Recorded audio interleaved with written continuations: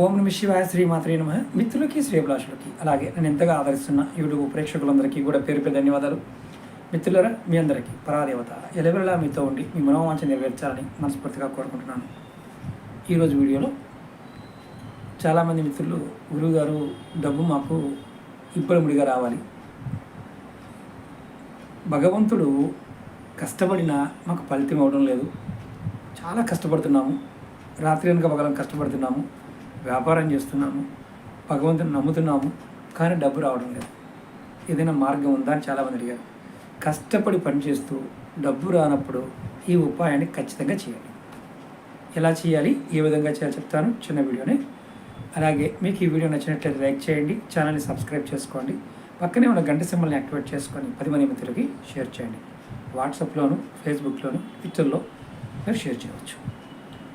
ఈ ఉపాయానికి కావాల్సింది 3 మారేడు దళాలు, అంటే 3 ఆకులు కలిపి ఉన్న ఒక దళం 3 కావాలి. ఇది సోమవారం నాడు చేయాలి. ఈ దళాలు మీరు తెచ్చుకున్న తర్వాత చక్కగా గంగాజలంతో కడగండి. కడిగిన తర్వాత ఎర్ర చందనం, అంటే మనకి పూజా వస్తువుల మీ షాపుల్లో పౌడర్ దొరుకుతుంది, ఆ చందనం తెచ్చుకోండి. ఈ 3 దళాల మీద, అంటే 3 ఆకులు కడిగాం కదా, ఒక్కొక్క ఆకుకి 3 దళాలు ఉంటాయి. వాటి మీద ఓం శివాయ అని రాయండి. ఓం శివాయ అలా 3 దళాల మీద రాయండి. రాసిన తర్వాత, అంటే 3 ఆకులు తెచ్చుకున్నారు, 3 ఆకులు ఉంటాయి, వాటి మీద ఓం శివాయ అని రాయండి. చక్కతడిపి రాయండి. తర్వాత ఈ 3 దళాలని శివాలయంలో శివలింగం పైన పెట్టండి.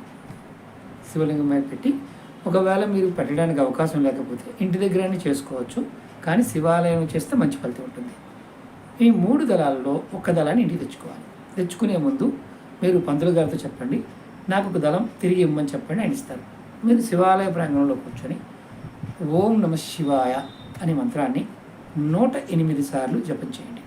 108 సార్లు ఇలా జపం చేసిన తర్వాత మీరు ఆ దళాన్ని తీసుకొచ్చి మీ ఇంట్లో క్యాష్ బాక్స్లో కానీ, బీరువాలో కానీ, వ్యాపారం చేసేవారైతే వారి యొక్క క్యాష్ కౌంటర్లో ఈ దళాన్ని పెట్టుకోండి. ఇలా మీరు సోమవారం చేస్తూ ఉండండి. శివానుగ్రహం చేత మీకు లక్ష్మీ యోగం కలుగుతుంది.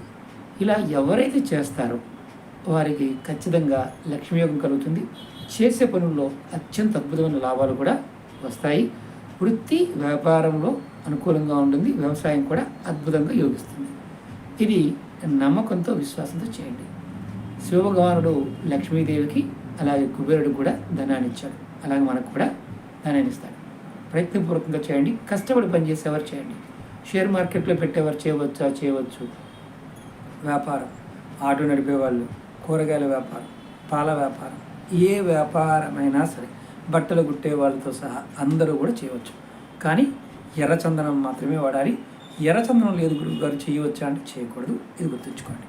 అలాగే మీకు ఈ వీడియో నచ్చినట్లయితే లైక్ చేయండి, ఛానల్ని సబ్స్క్రైబ్ చేసుకోండి, పక్కనే ఉన్న గంట సింబల్ని యాక్టివేట్ చేసుకొని 10 మంది మిత్రులకు షేర్ చేయండి. ఓం నమః శివాయ శ్రీమాత్రే నమః.